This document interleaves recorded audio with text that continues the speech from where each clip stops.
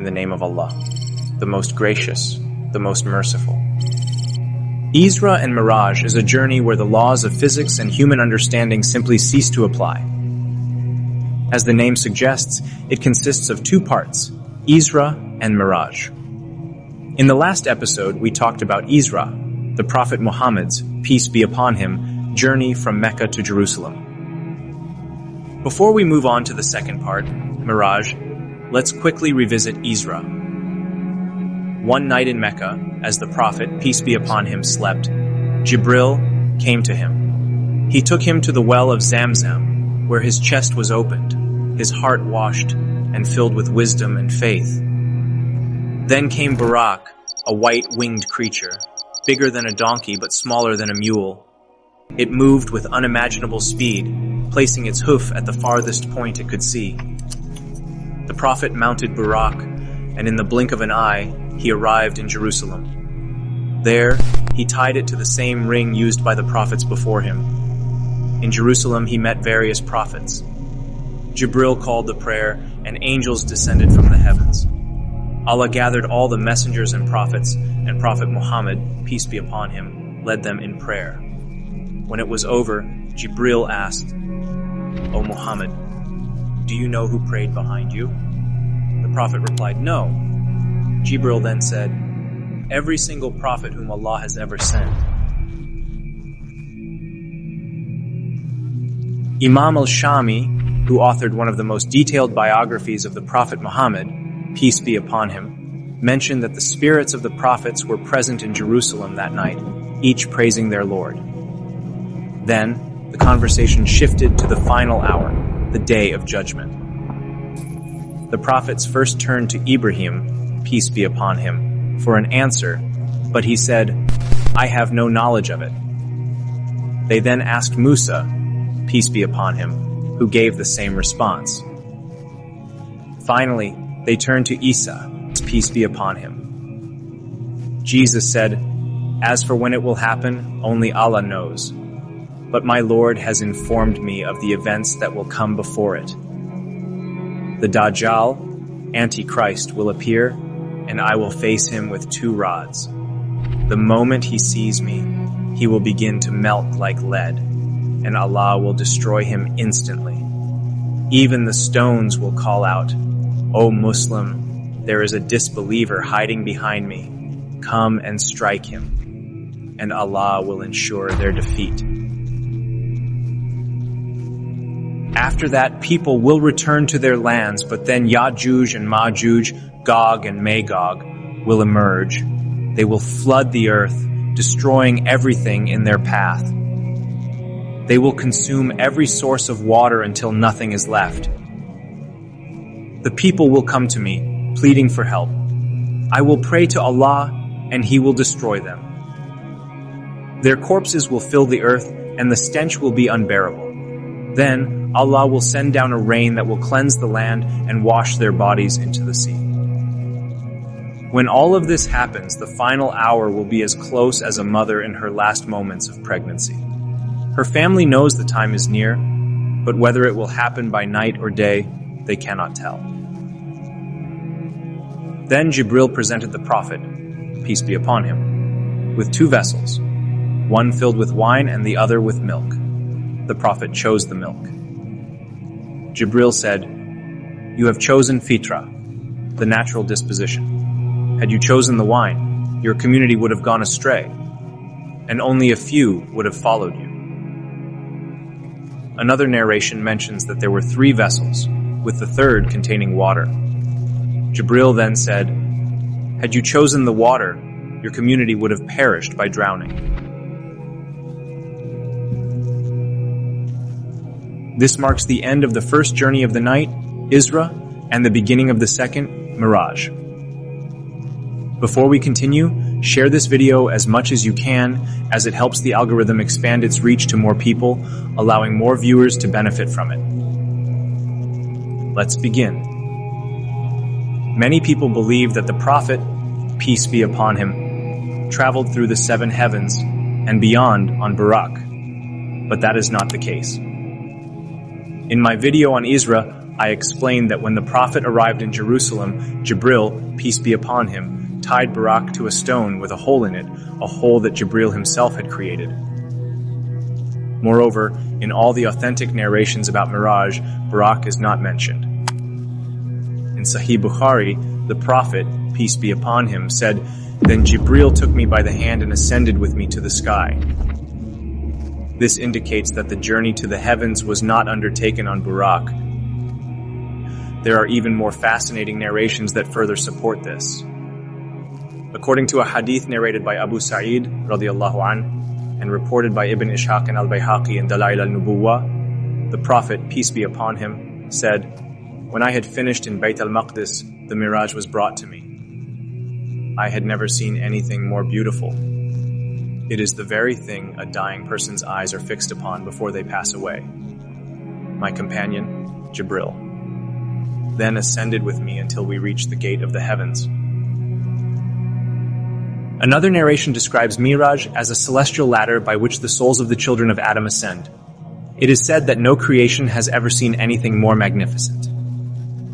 The ladder had alternating steps of silver and gold, descending from Jannat al-Firdaus, the highest and most expansive garden of paradise. It was adorned with pearls and surrounded by angels on both its right and left. According to the manuscript of Abu al-Hasan Bakr, on the story of Miraj, titled Al-Tamam wal-Kamal, the Prophet, peace be upon him, said, "I gazed upon the angels ascending and descending upon it, glorifying Allah, proclaiming His greatness, and praising the Lord of the worlds. Then Jibril called out to me, 'Ascend, Muhammad, and rejoice in the mercy of the Lord of the worlds.' He pressed me to his chest, wrapped me in his wing, and carried me upon the Miraj. As I placed my feet on its first step, it lifted me with the force of a gusting wind, yet I remained completely connected to it. I felt no sensation of walking, nor did I experience any fatigue. Rather, it was as if I were a bird soaring or a star rising. Such was the power of my Lord. There is no God but Him." These descriptions of the Miraj as a celestial ladder align with verse 4 of Surah Al-Ma'arij, where Allah states, "The angels and the Spirit ascend to Him in a day, the measure of which is 50,000 years." The Spirit in this verse refers to Jibril, peace be upon him. This verse reveals the existence of a shortcut that angels use to travel between the heavens and the earth. This is a clear example of time dilation, where time for the angels moves much slower compared to time on earth. Using the Lorentz transformation equation from special relativity, we can calculate their speed. When we apply the equation to this scenario, the result aligns with the speed of light. This suggests that if our physics is correct, the angels travel at the speed of light through this divine pathway, while for them, the journey takes just one day. From our perspective, it would span 50,000 years. Now let's analyze the journey of Prophet Muhammad, peace be upon him. His journey began in Mecca, from where he traveled to Jerusalem. From Jerusalem, he ascended through the heavens and beyond. He then returned to Jerusalem before coming back to Mecca, all within a part of a single night, lasting less than 5 hours. We previously calculated that angels travel at the speed of light through a divine pathway, where time dilation is so extreme that their one day equals 50,000 Earth years. The Prophet, peace be upon him, traveled far beyond the 7 heavens, yet less than 5 hours passed on Earth. This suggests that his speed caused an even greater time dilation than that of the angels, meaning time for him moved even slower relative to Earth's time. The journey of the Prophet, peace be upon him, was different from that of the angels in a crucial way. Instead of 50,000 years passing on Earth, only 5 hours passed. This is an enormous difference. If the Prophet had traveled at the same speed as the angels, then just like them, at least thousands of years would have passed on Earth while he completed his journey. However, this did not happen. Instead, he went to Jerusalem, ascended through the heavens, reached beyond the universe, and returned, all within just a part of the night. less than 6 hours on Earth. If we use the same scientific principles that apply to the angels, we find that the Prophet, peace be upon him, must have moved at a speed that is not just faster than light, but trillions of times faster than light, a speed so great that the normal laws of physics, as we understand them, no longer apply. This means his speed was so extreme that time practically stopped for him while he traveled. But how was this possible? How did he cover such an immense distance and witness so many events in such a short time? I'll explain that shortly. First, let's focus on his journey to the first heaven. In Jerusalem, the Prophet, peace be upon him, was brought the Miraj, the celestial ladder by which the spirits of the children of Adam ascend. With Jibril, peace be upon him, by his side, he began his ascent until they reached one of the gates of the nearest heaven, known as Bab al-Hafaza. At this gate stood an angelic guardian named Ismail, the custodian of the lowest heaven. He resides within the wind and never ascends to the heavens nor descends to the earth, except on the day the Prophet, peace be upon him, passed away. Before him stood 70,000 angels, each commanding an army of 70,000 more. Jibril requested the gate to be opened, and a voice asked, "Who is this?" He said, "Jibril." Then the angel asked, "Who is with you?" He replied, "Muhammad." Angel said, "Has he been sent for?" Jibril said, "Yes." The angel then welcomed him, saying, "Welcome to him from his own family. May Allah grant him a long life. A noble brother and deputy. What an excellent brother and deputy. What an honored visit this is." The gate was opened, and as they entered, they saw Adam, peace be upon him, the father of humanity, in his complete form, just as Allah had created him. Before him, the souls of his believing descendants were presented, and he would say, "A pure soul, a righteous spirit, place it in the highest realm, Illiyin." Then the souls of his disbelieving descendants would be shown to him, and he would say, "A wretched soul, a corrupt spirit, place it in the lowest depths of hell, Sijin." The Prophet, peace be upon him, then noticed two vast groups before Adam, one on his right and one on his left. To his right was a great multitude with a gate emanating a beautiful fragrance, and to his left, an equally large group with a gate releasing a terrible, foul stench. Each time Adam looked to his right, he would smile with joy, and whenever he turned to his left, his expression would turn sorrowful, and he would weep. The Prophet greeted him, and Adam returned the greeting warmly, saying, "Welcome, O righteous son and noble Prophet." The Prophet then turned to Jibril and asked, "What is this, O Jibril?" Jibril explained, "This is your father, Adam.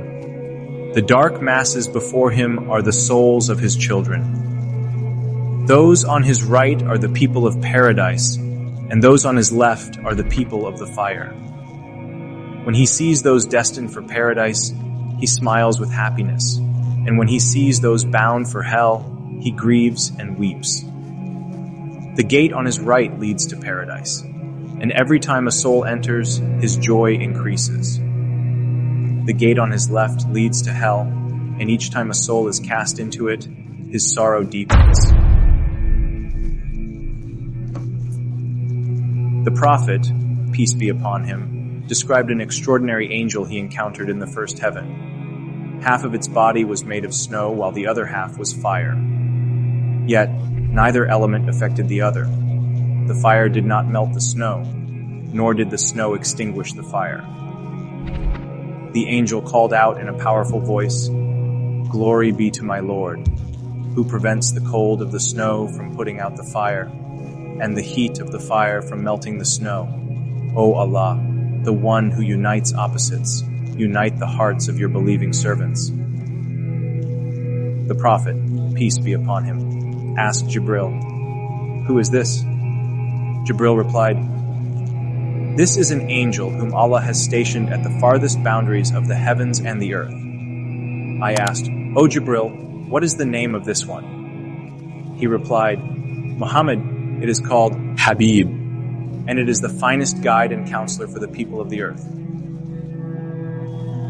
Imam al-Shami narrates that the Prophet, peace be upon him, saw a large group of people gathered around a table filled with the finest grilled meat, yet they ignored it.